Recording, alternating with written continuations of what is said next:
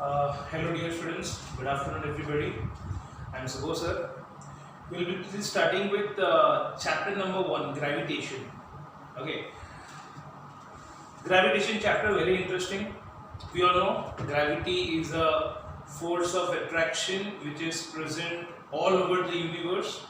Okay, as it is written that gravitational force is not only the force which is present on the earth, but it is present all over the universe.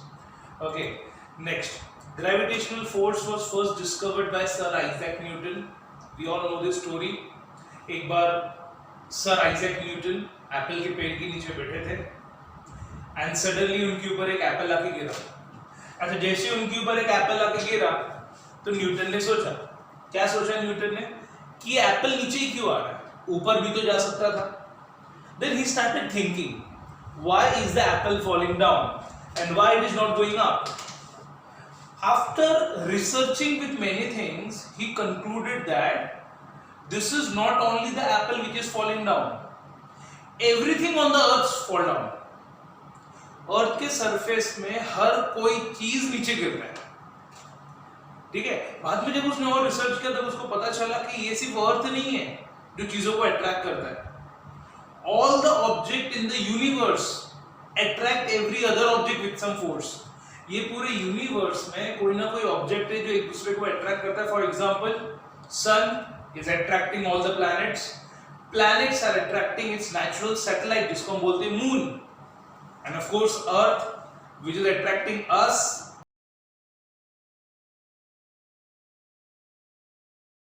All the object on the earth as well as the natural satellite that is the moon. Okay, so this is how the gravity was discovered. The phenomenon of gravitation was discovered by Sir Isaac Newton. He wondered why all the apple falls vertically down. The force on an apple on the tree is towards the center of the earth. Okay, the apple is falling towards the center of the earth. That is along the perpendicular from the position of the apple to the surface of the earth. Now what do you mean by this? Simple. If this is the land, if this is the earth, how is the apple falling down? Like this. It is making a perpendicular angle. Okay? Now in 9th standard, we all studied about force and motion. Today, we'll learn new type of motion and force. Okay? And that is circular motion and centripetal force. Now basically there are different types of motion. There are linear motion, circular motion, oscillatory motion, the motion of a pendulum. So these are the different types of motion. Today we are going to study about circular motion. Any body who is performing circular motion will have two force. जब भी कोई body circular motion perform करता है तो उसके ऊपर दो force act होता है. एक फोर्स जो बॉडी को अंदर की तरफ खींचता है उसको हम लोग बोलते हैं सेंट्रीपिटल फोर्स, और दूसरा फोर्स जो बॉडी को बाहर की तरफ खींचता है उसको हम बोलते हैं centrifugal force. Now remember, living body हो या non living body, circular motion कोई भी करे, लिविंग बॉडी हो या non living body, circular motion कोई भी करे, centripetal and centrifugal force will be present. Okay, so if two girls are there, they are playing fugri. Okay, they are holding their hands and playing fugri. It is the best example of centripetal and centrifugal force because when they perform circular motion, two forces will act on it. One force which will pull them in, वो जो हाथ पकड़ के रखा हुआ है, and another force which will be gradually increasing, that is a centrifugal force जो बाहर से खींचेगा उन्हें. और जब उनका स्पीड बहुत बढ़ेगा ना, जब वो बहुत स्पीड में घूमने लगेंगे तब उनका सेंट्रीपिटल फोर्स कम हो जाएगा, सेंट्रीफ्यूगल फोर्स बढ़ जाएगा, and you know what will happen? The hold, the grip will be broken, they will fall apart. दूर जाके गिरेंगे वो लोग. ठीक है, तो circular motion and centripetal force. Okay, you can see here आपके क्वेश्चन में सेंट्रीफ्यूगल फोर्स नहीं है. सेंट्रीफ्यूगल बस मैंने एक्स्ट्रा कंसेप्ट, ये एक्स्ट्रा नॉलेज के लिए आपको बता दिया है. You will learn more about centrifugal force in your 11th and 12th science if you opted. Okay, so this is the definition of centripetal force. A force acts on any object moving along a circle and it is directed towards the center of the circle. This is called the centripetal force. Centripetal force means center seeking force, जो center की तरफ आता है. That is the object tries to go towards the center of the circle because of the force. Super. Okay. Now, Kepler's law. We'll start with Kepler's law. Now, before I start with Kepler's law, we need to know about the astronomy. Johannes, that is Copernicus. Copernicus is known as the father of modern astronomy because Copernicus ने जो theory दिया वो कई सालों तक लोगों ने follow किया and of course he was the beginner.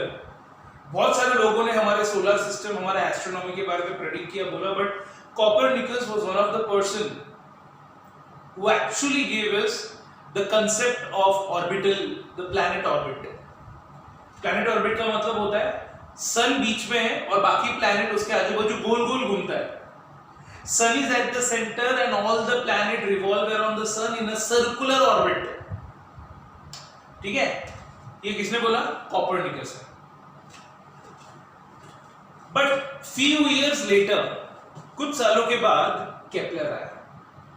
Kepler ने बोला जो कॉपरनिकस ने कहा कि all the planet revolve around the sun, ये एकदम बरोबर है, बट सर्कुलर ऑर्बिट में नहीं घूमता. शॉक हो गए, सर्कुलर ऑर्बिट में नहीं घूमता मतलब? यस, उसने बोला वो सर्कुलर ऑर्बिट में नहीं, वो इलिप्टिकल ऑर्बिट में घूमता. Let us understand what is this circular and elliptical orbit.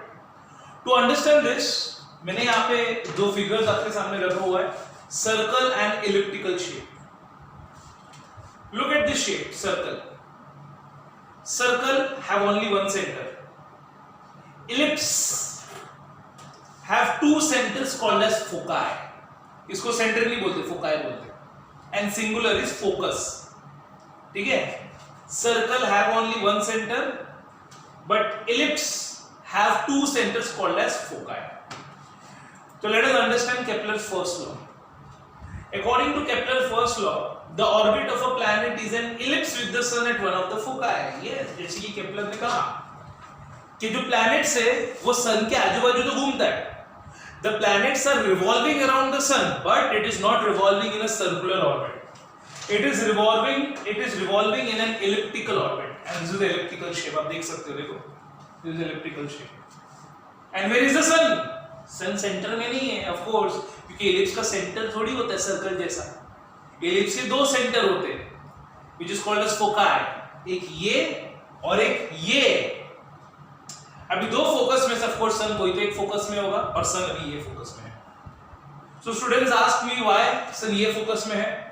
Billions of years ago when our solar system was formed, the position of the sun was pre-decided. तभी से सन यहाँ पे ही. Okay, तो सन ये वाले फोकस पे देखो.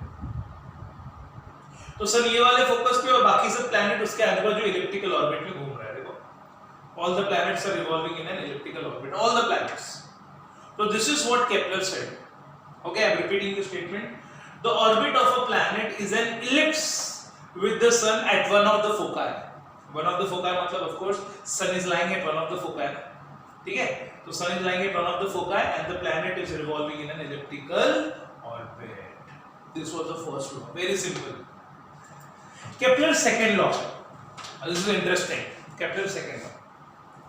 Kepler made an observation. कुछ दिनों तक, कुछ महीनों तक केपलर ने ना कुछ ऑब्जर्वेशन किया और उस ऑब्जर्वेशन के बेसिस में उसने ये सेकंड लॉ दिया. The line joining the planet and the sun sweeps equal area in equal interval of time. Now let us understand this. ये रहा sun. Now what is this? Our planet, Earth. And what is this? Position A. तो ये सन है, ये अर्थ है और इसका position है ये A. अब ये अर्थ रिवॉल्व करेगा, वो A से B तक गया देखो. So the earth is moving from A to B. Now when the earth is moving from A to B, it took some time. समझो उसे एक महीना लगा, 1 month. So what is a 1 month? Time interval. कुछ और महीनों के बाद केपलर ने अर्थ को यहाँ पे देखा at position C. फिर उसने ऑब्जर्वेशन किया, उसने देखा कि एक महीने के बाद अर्थ डी पहुंचा. So the earth is traveling C to D in 1 month. You observe that. After few months, he again observed Earth at this position, E. 1 month later, Earth reached F. When Kepler have drawn it, जब भी Kepler ने इसी चीज को draw करके देखा तो वो शॉक हो गया यार. How is it possible? Look at this. A to B 1 महीना, C to D 1 महीना, E to F 1 महीना. So the time interval is same. 1 month, 1 month, 1 month. Time interval is same. अगर time interval same है, तो ये अलग-अलग distance कैसे क्या cover कर रहा है? A to B ज़्यादा distance cover किया, C to D थोड़ा कम, E to F distance और कम हो गया. देखो. So Kepler joined this points with the line. वो यहाँ पे बोला है, देखो, the line joining the planet and the sun. समझा? देखो, this is the line. AS, BS, CS, DS, ES and FS. This is the line joining the planet and the sun. Sweeps, equal areas. अभी अब area समझ में आता है. Figure दिखने में अलग है लेकिन इनका एरिया सेम है. केपलर ऐसा बोलता है. How? Let us understand. Now to prove that कि इनका एरिया सेम है, ये कोई तो फिगर होना चाहिए ना. This is a triangle. This figures are triangle. Figure number 1, figure number 2, figure number 3 is a triangle. Okay, how is it a triangle? ये तो सेक्टर लग रहा है, ट्रायंगल नहीं लग रहा है. It is a triangle. I will explain you how. ये भी दिख रहा है, ये भी. ये है curve, but actually we'll consider this to be a straight line. ठीक है? I will explain you why. आपको आर्क पता हुआ है, मेजर आर्क, माइनर आर्क, बस वही कंसेप्ट यूज होगा. समझो I have a बड़ा सर्कल, I have a बड़ा कर्व है. देखो बड़ा सा कर्व है. And I am taking a small part of a curve. मैं एक छोटा सा पार्ट ले रहा हूँ कर्व का. देखो इधर छोटा सा पार्ट मैंने लिया कर्व का. Now I am rubbing the rest, all unused part. देखो क्या लग रहा है.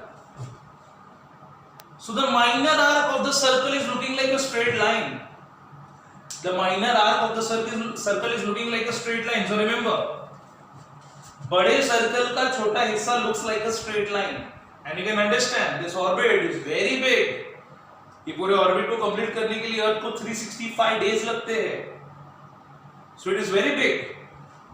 So we will consider that A to B. यहाँ पे तुमको बताने के लिए हमने बड़ा-बड़ा करके बताया, अदरवाइज छोटा-छोटा तुम्हें समझ में नहीं आएगा.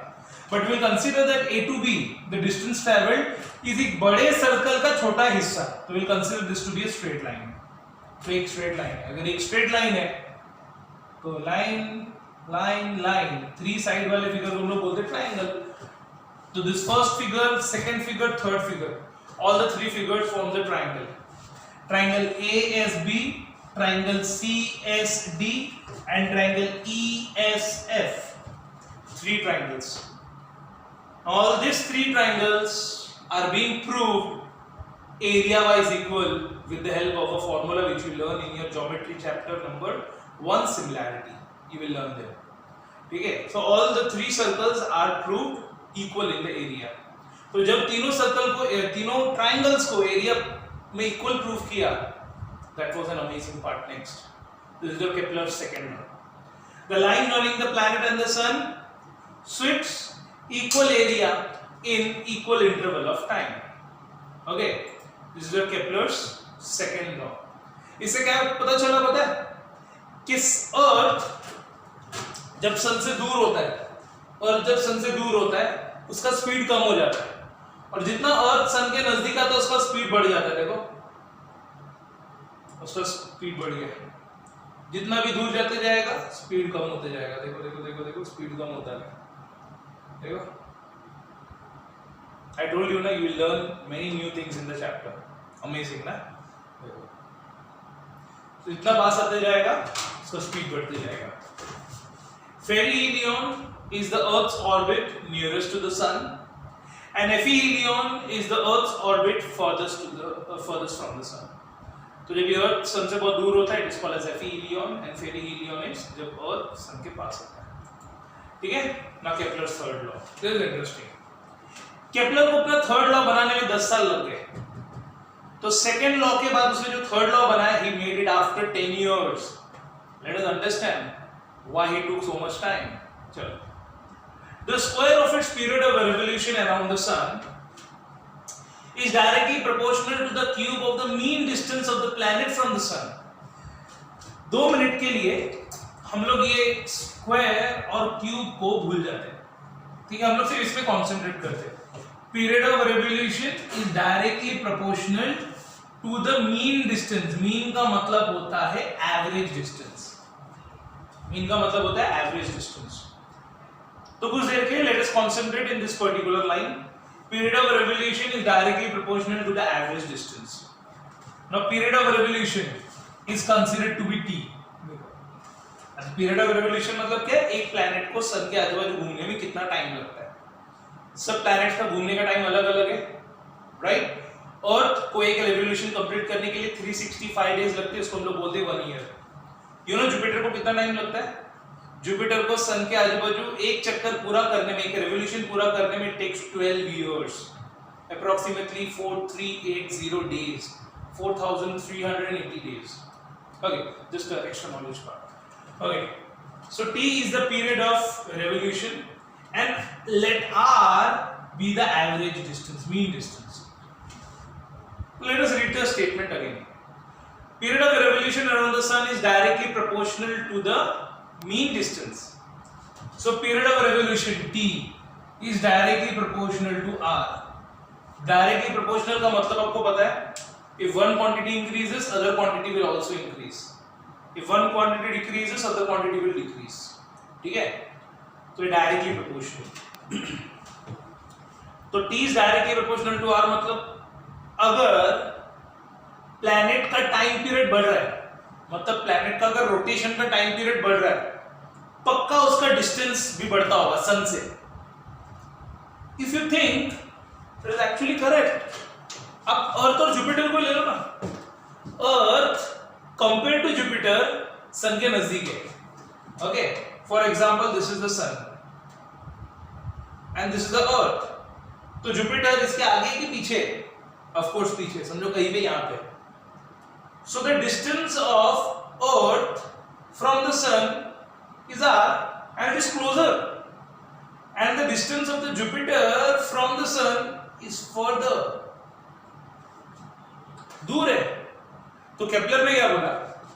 डिस्टेंस जितना कम होगा, पीरियड ऑफ रेवोल्यूशन भी उतना कम होगा, जल्दी से वो अपना एक रेवोल्यूशन पूरा करेगा। हाँ, डायरेक्टली प्रोपोर्शनल है ना, देखो T is directly proportional to R।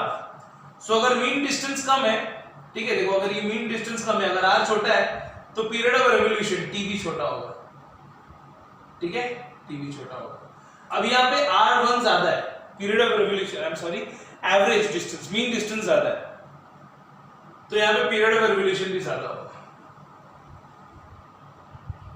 T1. Absolutely correct. This is what Kepler meant to say to us. Okay. Yes. So T is directly proportional to R. T is directly proportional to R. Now, but understand why is it important? Why was it necessary for Kepler to put square and cube? Because the equation looks very simple. T is directly proportional to R. लेकिन देखो equation क्या बन गया? T square is proportional to R cube. Just because of this cube, square and cube. Let us understand why. बात ये है, जब Kepler ने इसको आगे सॉल्व किया, if you want to remove proportionality sign, it will become T is equal to constant into R, right? And R is यहाँ पे multiplication, यहाँ पे आएगा तो division. Therefore T upon R is equal to K, where K stands for constant. तो इसका मतलब है ये इक्वेशन अगर मैं किसी भी प्लैनेट में सब्स्टिट्यूट करूं, ये इक्वेशन, तो उसका वैल्यू कांस्टेंट आना चाहिए फॉर ऑल द प्लैनेट। तो अगर मैं ये इक्वेशन अर्थ में सब्स्टिट्यूट करता हूं, अर्थ का time period is 365 days divided by the distance from the sun, तो जो मुझे वैल्यू मिलेगा, ये वैल्यू जुपिटर के साथ भी इक्वल होना चाहिए, मतलब जुपिटर का रेवोल्यूशन का टाइम डिवाइडेड बाय उसका डिस्टेंस इक्वल होना चाहिए था, बट केपलर को इक्वल नहीं मिल रहा था, एंड ही वाज कंफ्यूज्ड कि क्यों नहीं मिल रहा है, तो उसने डिसाइड किया I will try to prove it algebraically. तो एल्जेब्रिकली उसने फिर ये स्क्वायर और क्यूब डाला। If you want to learn more about the derivation, yes it is there in your 11th science, you will know more there.